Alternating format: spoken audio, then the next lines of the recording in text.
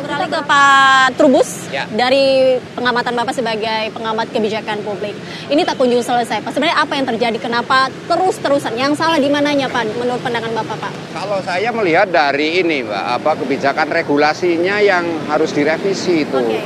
Ya, jadi Perda nomor 5 tahun 2012 itu udah cukup lama.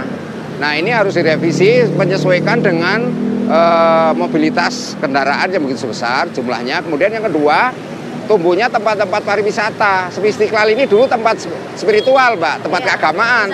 Tapi sekarang jadi tempat wisata. Karena itu mengandung banyak istilahnya nilai-nilai yang dimana masyarakat punya animo tinggi untuk datang.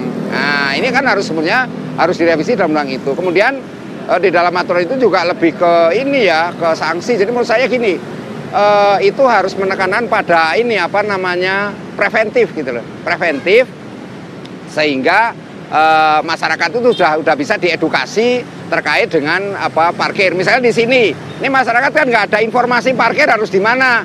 Ketika mereka datang, ini kejadian tahun 2023 kemarin, mereka nanya kepada ini salah satu orang yang berdiri di sini, dia jawab tuh parkirnya nggak ada di sini. Rupa-rupanya yang jawab itu adalah ini juru parkir liar, kan kemudian diarahkan titip di situ, dia sholat, ya kan, karena dia baru datang, otomatis dia begitu keluar ditarif 10.000, kagetlah dia kan gitu. Ini kenapa? Karena minimnya informasi sehingga dia tidak tahu, dan ini adalah kewajiban dari penyelenggara Masjid Istiqlal yang harus bertanggung jawab terhadap informasi terkait dengan parkir itu sendiri.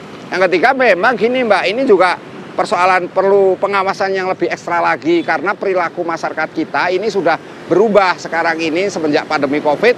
Dia lebih kurang taat hukum gitu, taat aturannya. Jadi ya banyak melanggar, karena itu penindakannya harus lebih keras, lebih tegas lagi, Pak. Jadi saran saya kepada Dishub itu harus berani menindak secara tegas kepada mereka-mereka yang memang melakukan pelanggaran-pelanggaran, karena memang situasi masyarakat kita memasuki era post-truth itu mereka berani, Pak, terhadap aparat itu berani gitu. Regulasi kebijakannya ada yang salah, ada yang perlu diperbarui, Pak Dishub. Ya, memang untuk saat ini kami tindakannya adalah humanis persuasif, sebagaimana arahan Pak Gubernur bahwa kita lebih ke arah humanis penindakannya. Oleh sebab itu yang kami lakukan adalah mulai hari ini tim gabungan sudah mulai turun, polanya humanis persuasif, artinya petugas datang jika ada juru parkir liar yang kemudian ada, itu diberikan pemahaman, pembinaan, teguran, dan kemudian membuat surat pernyataan. Surat pernyataan untuk tidak melakukan kegiatan pengaturan parkir liar di beberapa tempat. Oke, kalau Pak, pernyataan Bapak tadi humanis persuasif. Ini tak jarang parkir liar ini berujung pada pencurian. Bahkan kemarin pelakunya ini dibilang positif narkoba. Humanis persuasif yang seperti apa yang Bapak maksud mungkin? Karena ini tak hanya mereka malak atau apa. Bahkan tak jarang juga kemarin ini, Pak, saya yang jadi korban. Dimaki-maki, diberikan omong kasar mungkin. Seperti apa ya, Bapak?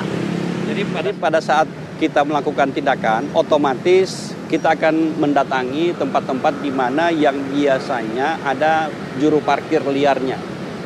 Jadi kemudian kita berikan pemahaman oleh petugas, diberikan edukasi, dan kemudian yang bersangkutan membuat surat pernyataan.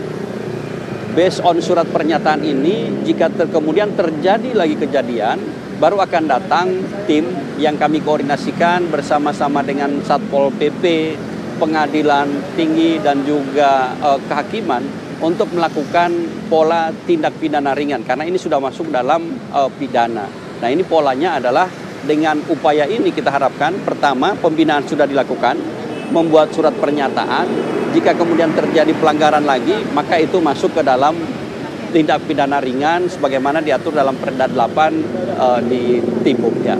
Pemirsa, dari Dishub sendiri pembinaan sudah dilakukan, penyerahan surat juga, dan pendekatan humanis persuasif. Nah, nanti kita akan lihat bagaimana apakah kebijakan tersebut sudah sesuai dari pemerintah, bagaimana penilaian dari pengamat kebijakan publik. Ini nanti bersama Pak Trubus, tapi kita akan membahasnya usai jeda berikut ini. Pemirsa, tetap bersama kami di Akib Pagi.